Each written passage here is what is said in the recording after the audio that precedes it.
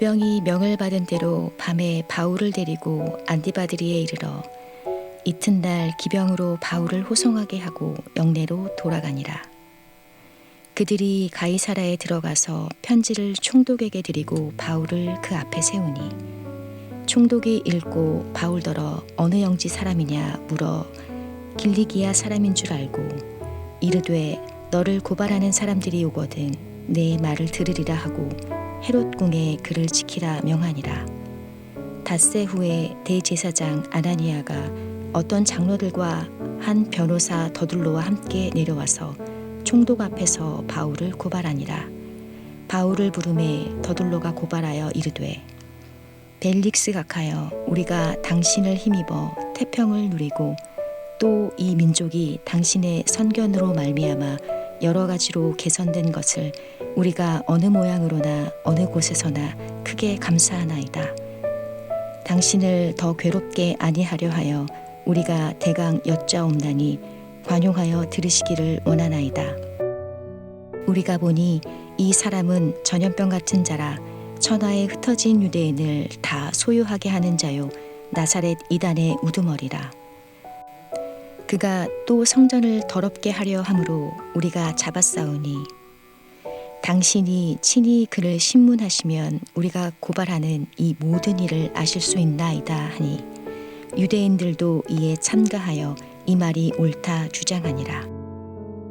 할렐루야, 토요일 새벽입니다. 오늘도 새벽 말씀 큐티를 통해서 은혜 충만한 하루 되시기를 바랍니다. 복음의 진리를 따르는 성도는 세상에서 멸시와 천대를 받습니다. 그러나 우리는 세상에서 그 가치를 인정받지 못하는 이 그리스도인이라는 정체성이 하나님 앞에서는 얼마나 명예로운 이름임을 깨닫고 자랑스러워해야 할 줄 믿습니다. 오늘 말씀 속에서 바울의 모습을 통해 그리스도인이라는 자랑이 있는 성도님들이 다 되시기를 바랍니다.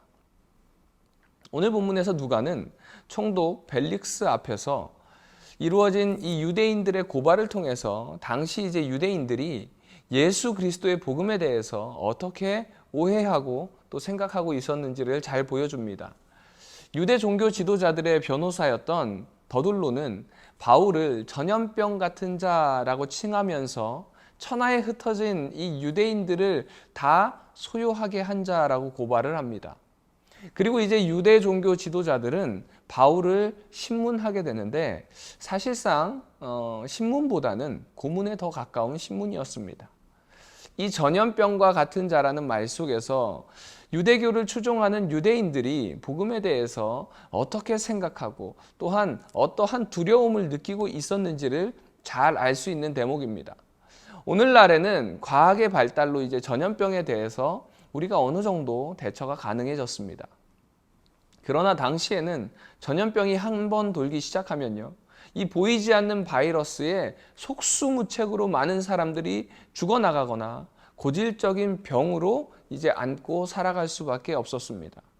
눈에는 보이지 않지만 무섭게 사람들을 감염시키는 이 전염병은 당시 사람들에게는 공포 그 자체였을 것입니다. 그런데 복음이 지금 이 유대 종교 지도자들에게 이런 전염병과 같이 느껴졌다는 것입니다.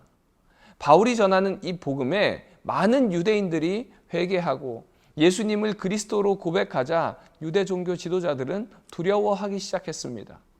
그리고 자신들이 주도해서 이단으로 정죄한 이 예수가 하나님의 아들이요 메시아라는 사실을 유대인들이 믿으면서 이들은 아주 난처한 상황에 놓여지게 되었습니다. 그것은 바로 자신들이 하나님을 대적하는 사단의 앞잡이가 되었기 때문에 그렇습니다. 그래서 그들은 어떻게 해서든지 지금 이 바울이 복음을 전하는 것을 전하지 못하도록 방해했던 것입니다. 그러나 그들의 말대로 전염병과 같은 이 복음은요, 사람들이 어떠한 방법을 동원해도 막을 수 없는 구원의 능력이 있었습니다. 사단의 세력이 복음 전파를 막기 위해서 몸부림을 쳤지만 이 생명력이 있는 복음의 전파는요, 결코 막을 수가 없었습니다. 유대 종교 지도자들은 바울을 나사렛 이단의 우두머리라고 고발했습니다. 복음이 사람들을 미혹하는 전염병 같은 것이므로 그 복음을 전하는 바울은 이단의 우두머리라는 것이죠. 그런데 이 전염병과 이단의 우두머리라는 이 말은 겉으로 듣기에는 부정적인 의미이지만 바울에게는 그보다 더 명예로운 호칭이 없었던 것입니다. 나사렛 이단의 우두머리는 바울이 복음을 전하는 대장이라는 의미이기도 했기 때문에 그렇습니다. 바울은 언제나 자신을 예수 그리스도의 부름을 받고 세상으로 보냄받은 사도임을 자랑했습니다. 그러니 세상에 보냄받은 사도로 살아가고 있다고 모두가 인정한 셈이 되었기에 이보다 더 명예로운 것이 어디 있습니까? 예수님께서도 복음을 위해 박해받는 자에게는 복이 있다라고 약속하셨는데 지금 바울은 그 복음을 위해서 이 박해를 받고 있다는 것입니다. 그리고 그 박해가 바울에게는 영광 중에 영광이었던 것입니다. 그러기에 바울이 로마서 8장 18절에서 이렇게 고백하고 있습니다. 현재의 고난은 장차 우리에게 나타날 영광과 비교할 수도 없도다. 바울은 철저하게 세상 사람에게 명예롭기를 원하지 않았습니다. 바울은 철저하게 하나님 앞에서 명예롭기를 원했던 것입니다. 우리나라에서도요, 한때 예수쟁이라는 조롱 섞인 소리를 들을 때가 있었습니다. 하지만 주를 위해 세상에서 당하는 이 조롱은 성도들에게 가장 영광스러운 일이라는 것을 기억하시기 바랍니다. 세상 사람들은 복음을 허황되고 무지한 것으로 여겨 교회와 성도를 조롱하곤 합니다. 그럼에도 우리 역시도 바울과 같이 세상 속에 어떤 조롱이 있다 하더라도 어떤 상황에서도 때를 얻든지 못 얻든지 복음을 전파하는 사명을 감당해야 할 줄로 믿습니다.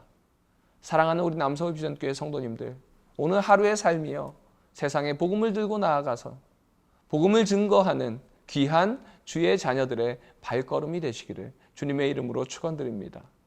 그리고 하나님 아버지께 잘했다 칭찬받는 우리 모든 남서울 비전교회 성도님들 다 되시기를 소망합니다.